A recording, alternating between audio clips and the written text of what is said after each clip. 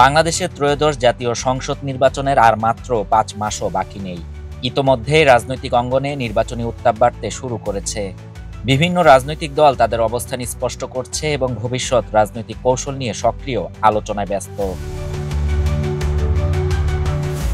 জামাতে ইসলামী সহ কয়েকটি রাজনৈতিক দল নির্বাচন পদ্ধতিতে পরিবর্তনের দাবি তুলেছে।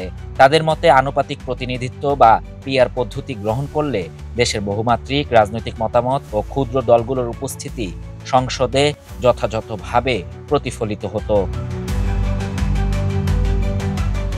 অপরদিকে প্রধান নির্বাচন কমিশনার এএমএম নাসির উদ্দিন জানিয়েছেন, আরপিওতে পিআর নেই এবং আরপিও সামনে রেখেই কমিশনকে এগোতে হচ্ছে।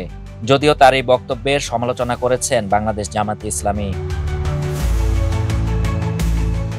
এখন ফেব্রুয়ারিতে ভোট করতে হলে হাতে থাকা সময়ের মধ্যে পিআর পদ্ধতিতে যাওয়ার বাস্তবতা আর আছে কিনা সেই প্রশ্ন সামনে আসছে। বিশেষজ্ঞদের মতে পিআর পদ্ধতি বাস্তবায়নে রয়েছে আইনগত, প্রশাসনিক ও জনসচেতনতার চ্যালেঞ্জ। ফেব্রুয়ারিতে নির্বাচন আয়োজনের যে লক্ষ্য, সেই সময়ের মধ্যে পিআর পদ্ধতি বাস্তবায়ন কোনোভাবেই সম্ভব নয়। তবে জামায়াতে ইসলামী নেতারা বলছেন, যদি রাজনৈতিক দলগুলো পিআর পদ্ধতির দাবিতে একমত হয় তাহলে এটি বাস্তবায়ন করা ১ মাসের ব্যাপার। এদিকে শুক্রবার নিউ ইয়র্কে সাংবাদিকদের বিএনপি মহাসচিব মির্জা ফখরুল ইসলাম আলমগীর জানান, ফেব্রুয়ারিতে নির্বাচনের বিষয়ে রাজনৈতিক দলগুলোর মধ্যে কোনো সংশয় নেই। তিনি বলেন, তারা কনভিন্সড ২০২৬ সালের ফেব্রুয়ারিতেই নির্বাচন হবে।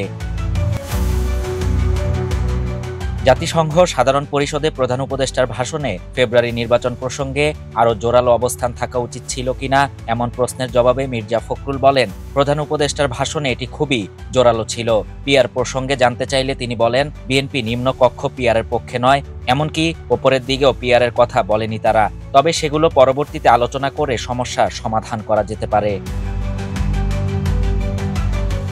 অপরদিকে বিএনপির সিনিয়র যুগ্ম মহাসচিব রুহুল কবির রিজভী সতর্ক করে বলেন, ডাকসু ও জাকসু নির্বাচনে যেসব অনিয়মের অভিযোগ উঠেছে সেগুলো যদি জাতীয় নির্বাচনে ঘটে তবে তা দেশের জন্য বড় ধরনের ঝুঁকি তৈরি করবে। শুক্রবার বিকেলে ঢাকার মিরপুরে বিএনপি নেতা কাজী আসাদুজ্জামানের স্মরণ সভায় বক্তব্য রাখতে গিয়ে তিনি এই আশঙ্কার কথা জানান।